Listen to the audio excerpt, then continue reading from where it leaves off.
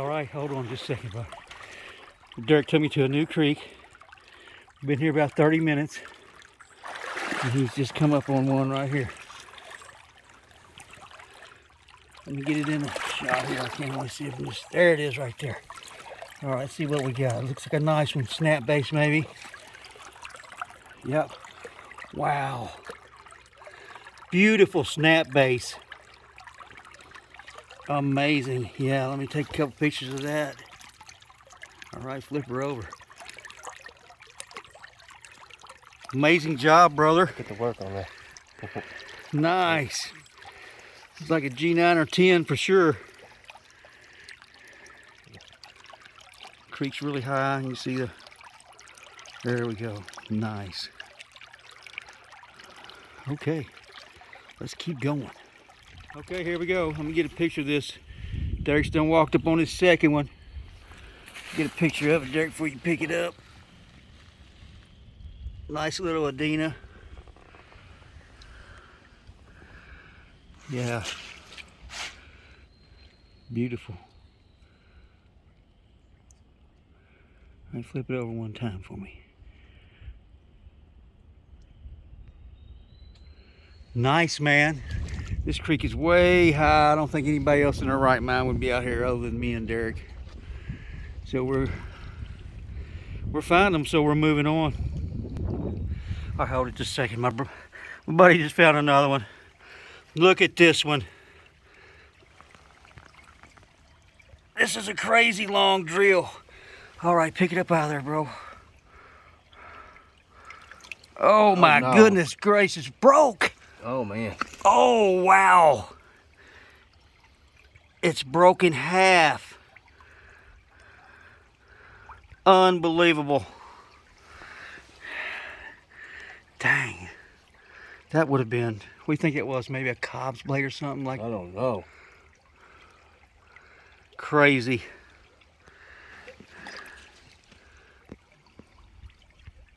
Okay. Crazy. We're at a whole different creek, me and my buddy. We walked forever, and I've just come up on my first twofer in my life. There's a big old piece of flint right there, see it? Oh, look at these points, brother. Two laying right here together. It's unbelievable.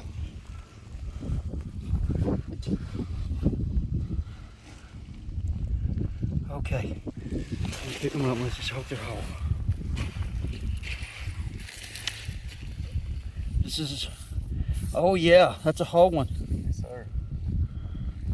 And this one I can see is whole. You know, little, got the needle point gone on at the tip, but look at that. Heartbreak Creek. We love you, Heartbreak Creek. So let me rinse these off. I saw those from up top of the hill. There they are, really nice material. Both of them. Sweet. All right, unbelievable. So I'm not going to be blank today. It's a great day. I was thinking I might not find anything. My buddy Derek's going to have all the luck, but there you go. Lots to go. So here we go. Look at those beautiful points.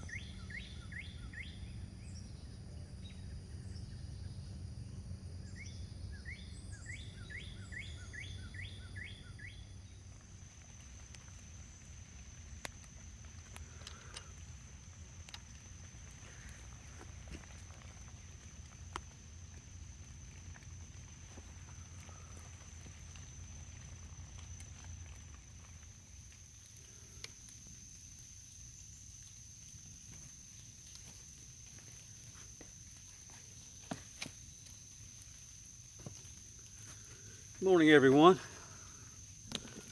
Good to see you. It's been a while. I've been really busy here lately. Projects and commitments and deadlines. That's all kept me from doing videos, but I'm back now.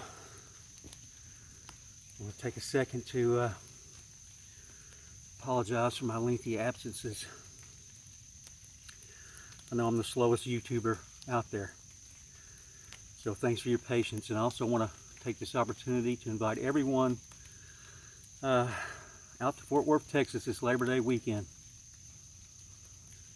for the second annual Dogman Cryptid Conference put on by my good friend Josh Turner over at Paranormal Roundtable. There's going to be a lot of speakers there that you won't be able to hear ever again. The lineup won't ever be duplicated, and I'll be speaking myself, so if you want to come out and listen to us, have a good time, have a great weekend, come on out. Okay, today I'm going to be talking about shapeshifters, or skinwalkers as some people call them. I've seen a lot of crazy stuff in my life, a lot, and I'm the very last one to call someone else crazy after being called crazy so many times myself. But the skinwalker subject, shapeshifter, is just something that's very, very hard to believe. But I have a couple of accounts here of people that have seen exactly that, and I'm going to read them to you. Try to get through a few of these emails. Hope I don't get rained out. There was a storm system that was moving through, so.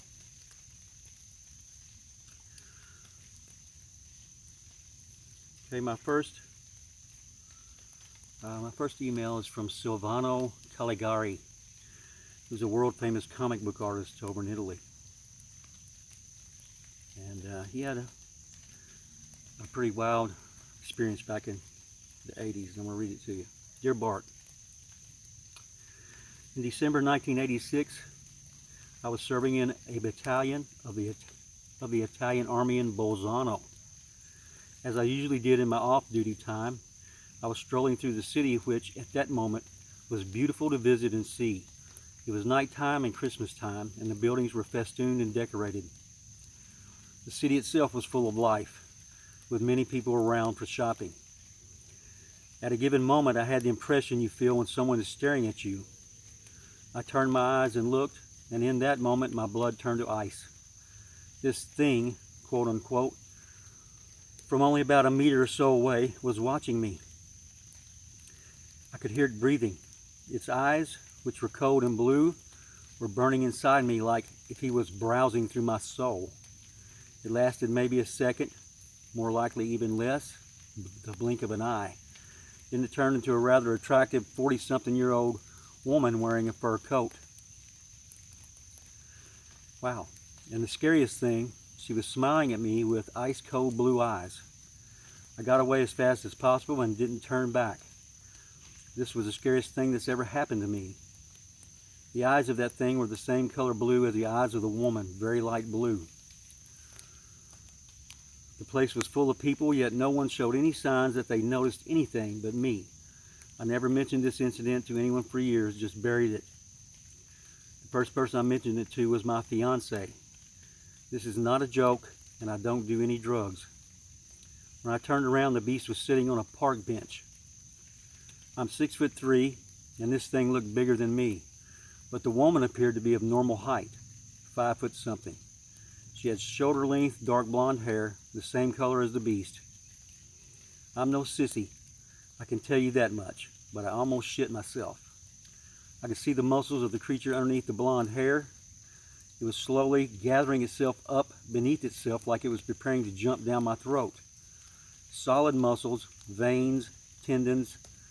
I could see it all. I knew that it was real. Believe it or not, I'm still too scared to think about it after all these years. And the scariest part was, the woman wanted me to get closer. As I said, I buried this memory for years. It surfaced when my fiance, who also had some weird paranormal experiences, asked me if I could believe that she sees such things. I thought it was a demon, not hunting for flesh, but rather for souls, if that word makes sense to you. Of course it does. I'm not religious, but I know that thing was evil. I felt that much.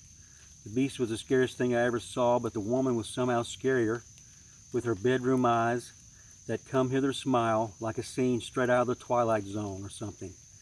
And what creeped me out the most was that she evidently was showing herself only to me on a busy downtown street and no one else.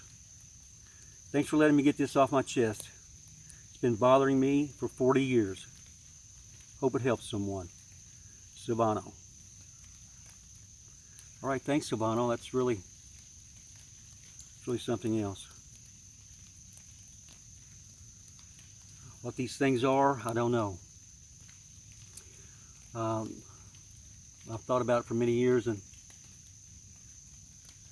personally I think that the skinwalkers and the shapeshifters of the world, they don't really change form from human to animal. I think it's more of a matter of some kind of spell that affects the perspectives of those people who are seeing it, or them. So in other words, they're not really changing into a wolf or a beast or something like that, but what you see, that's what's being affected. I don't believe bones can break and reform and heal, and it's too much for even me to believe. But thanks, Silvano, for sending that in. I really appreciate it.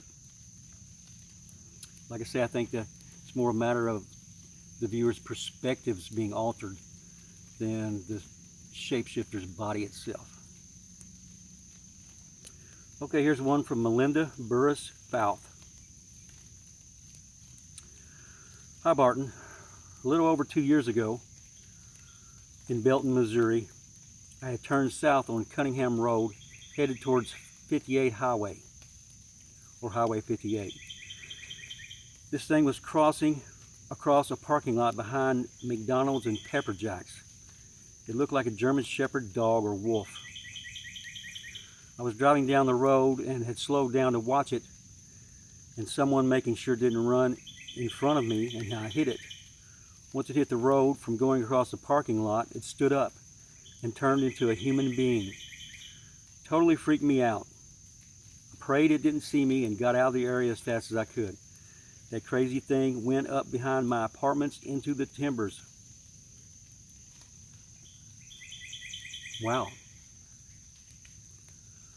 I had slowed down to give it a right of way when it raised up and turned into a human man. Before I got right to it, it raised up, turned into a man, and continued walking across Cunningham. I hurried and did not stick around, hoping it did not see me. I don't blame you, Melissa. The change took place within 3 minutes or less, very quickly. It caught me off guard and not expecting it, because it looked like a regular dog or wolf to me. It had short, shoulder-length hair, walked and looked like a normal human being man, looked to be around 6 feet or so, looked to be around 6 feet or taller to me. It stood erect, with back thrown back and not hunched over at all. Thanks for listening.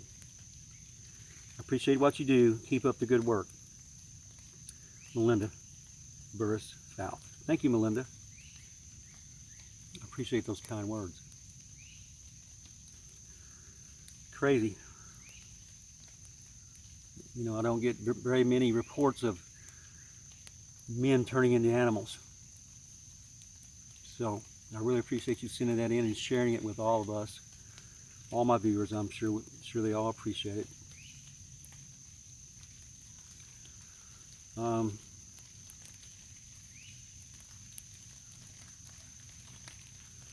See what else we got here.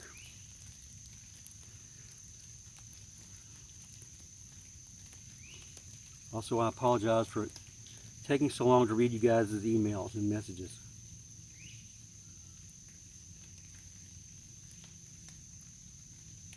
Life has a way of delaying people's plans.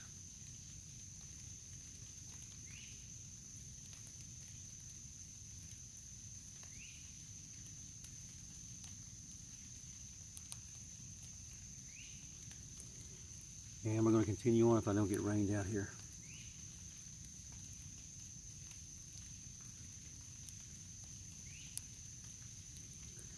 This next one is from Tristan.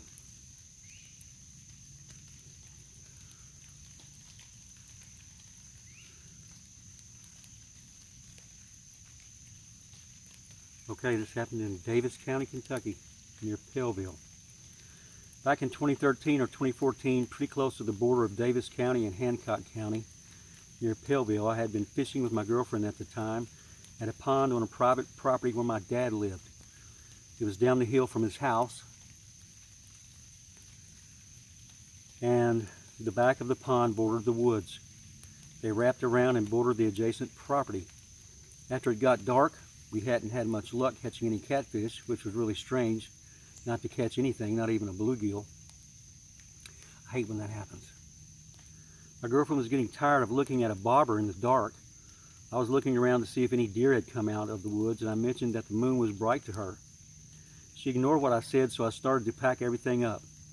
The moon was just coming up over the trees, and it had a red tint to it. I think it was August, so it was pretty hot even after the sun went down. And I put all of the fishing rods on the ATV. As I walked down the bank to get her 2 rods, I looked down the tree line and noticed the moon up over the trees and thought to myself, well, that's really bright tonight. But as I turned around, I saw the first red moon I mentioned. As I looked back and forth between the actual moon and what I first thought was, I realized the red object in the sky was moving slowly. It was perfectly round and looked like it was almost over the Ohio River. Just to give you an idea of how far away it looked at the time, I asked her if she was ready to go up, and she went and got in the four-wheeler. I just stared at the red light as it looked like it was following the river in the direction of Owensboro. I looked back at the moon once the object went out of sight and walked back to the four-wheeler, got on it, and drove back to my house. I didn't say a word to my girlfriend or my dad because neither one of them noticed it. Thanks again for your time, and my apologies for the long message. No problem, Tristan. Thanks for sending that in. Here in Western Kentucky, UFOs are such a common sight that no one even bothers to report them anymore. So, no, I've seen dozens of UFOs. It's just crazy. But, like I say, I don't think it has anything to do with me or the witnesses, but the area that we live in. If that makes sense.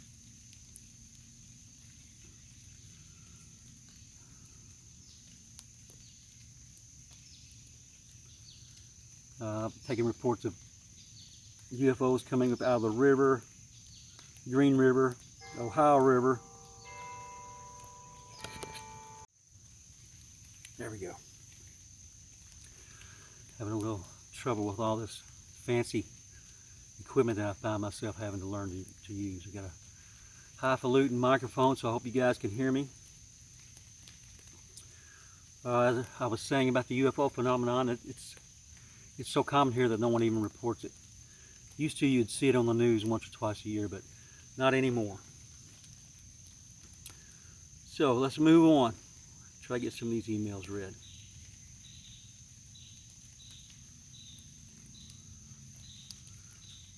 I just want to mention that my introduction into all this unexplained phenomena stuff actually happened in 1971 when my mother saw a UFO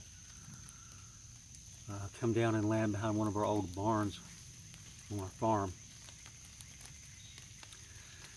Needless to say, we got out of there pretty quickly, and we never went back. So that was just my first brush with the unknown.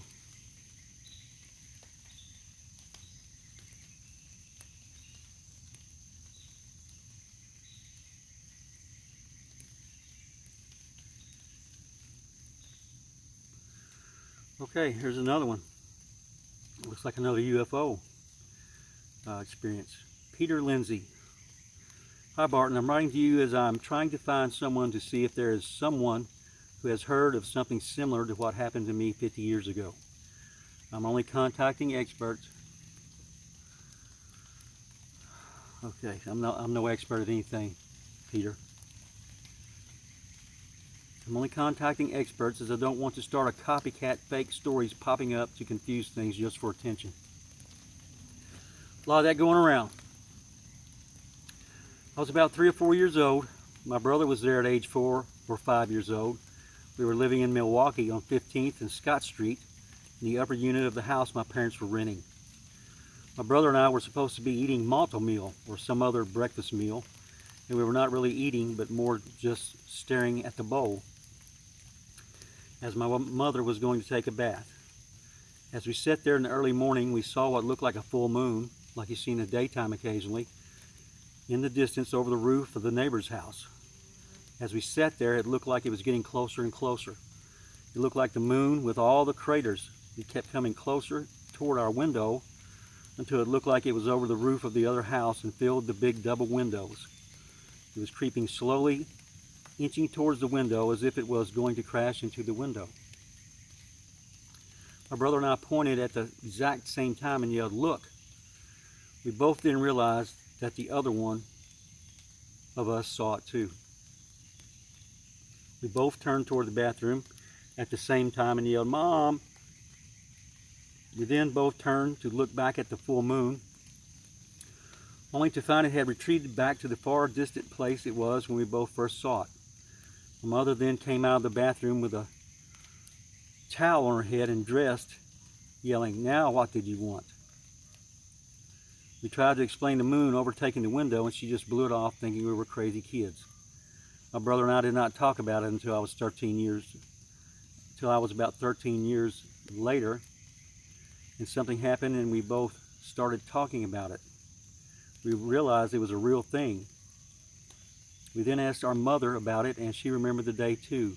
However, she recalled us yelling, "Mom!" Then we went quiet. She finished her bath and then got dressed, thinking her boys were arguing, and she did not want to deal with it. So according to her, she came out between 15 to 20 minutes later. This explains why she was fully dressed and had time to be drying her hair.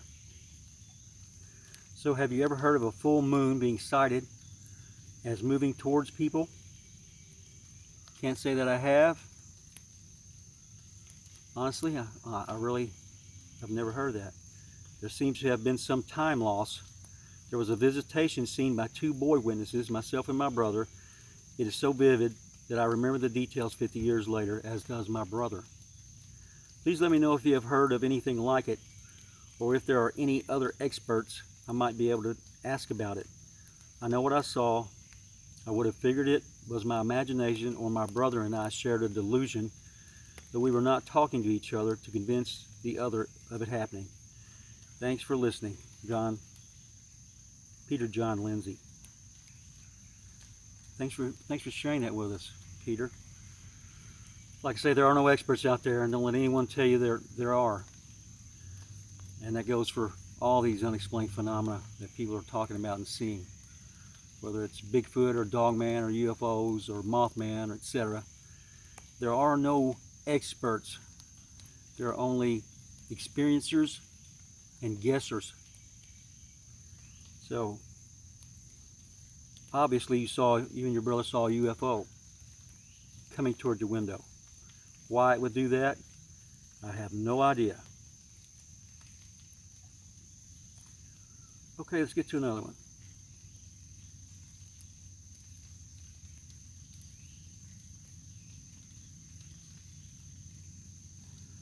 That's not one.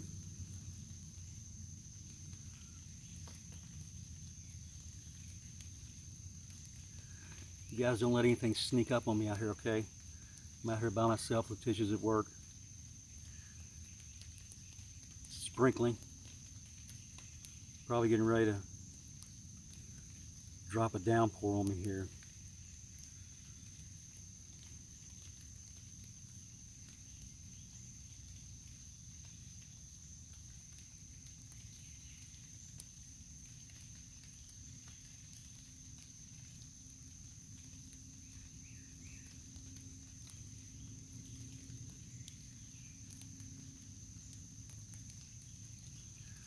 Okay.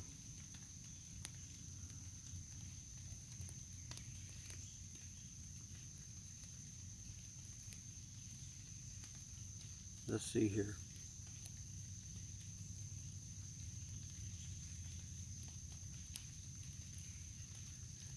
This one is from Kimberly.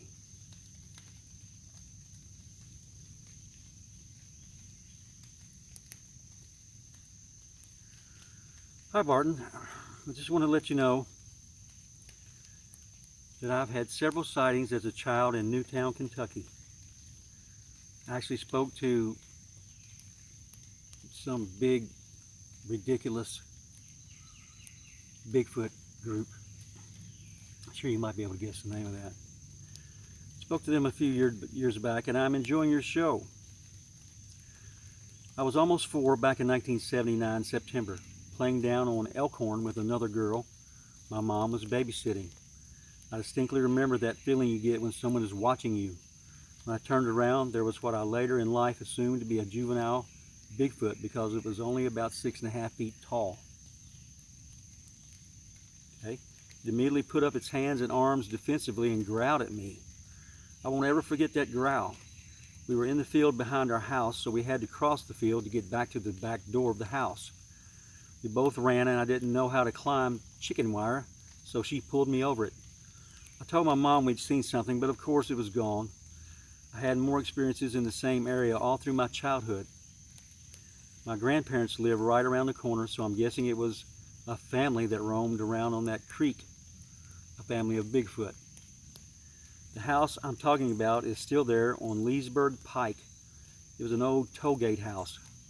My parents thought it was haunted due to all the sounds and things that happened there, but I'm pretty sure it was visited often by the fella I saw as a child. It was as if they could smell me when I came to visit from Florida. My grandparents' house was on, and is still on, Paris Pike. It would come to my window during my summer visits with them. I was scared to death as I had no idea what it was as a child. Even now when I go out there, it's still relatively rural. You can hear the coyotes at night.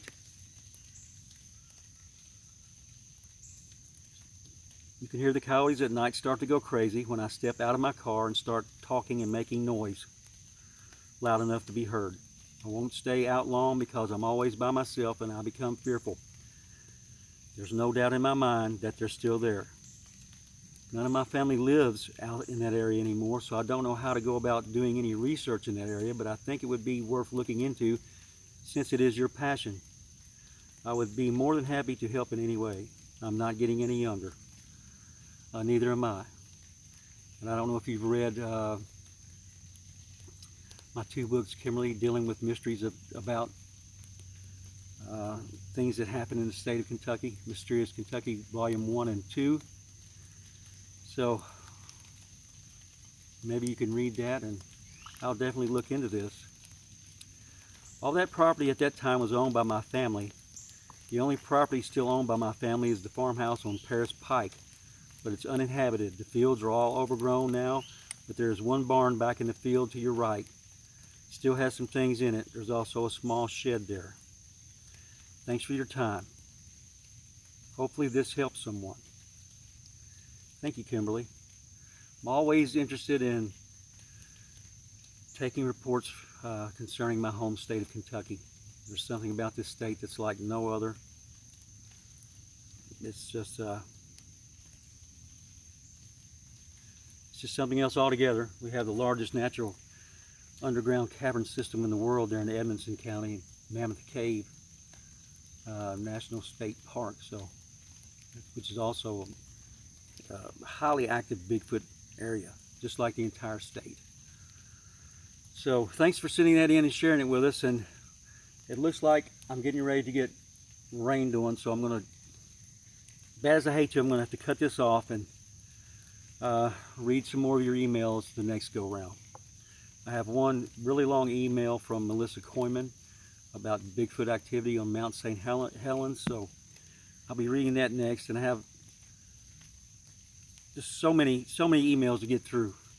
So until next time, guys, y'all be safe, and I hope to see you in Fort Worth, Texas, Labor Day weekend at the Paranormal Roundtable Presents Dogman Cryptid Conference 2.